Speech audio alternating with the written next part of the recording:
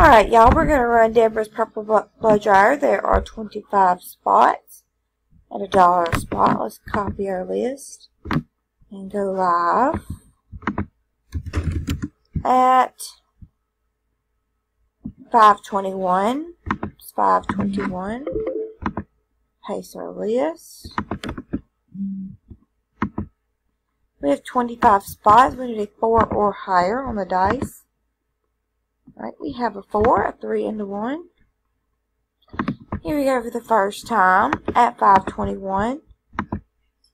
Alright, after the first time, there are 25 items on the list with Shanika on top and Shanika on bottom. The dice calls for a 4. Here we go at 5:21. 2,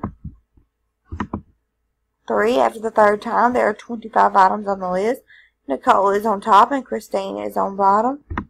We have randomized 3 times. The dice calls for a 4. Here we go for the last time at 5:22. Good luck, y'all. Alright, after the last time, spot number 10, Christine Brooks, you are the winner. Congratulations. There were 25 items on the list. We randomized 4 times. The dice did call for a 4. And we are done at 5:22. It's 5:22. Congratulations to spot number 10, Christine Brooks.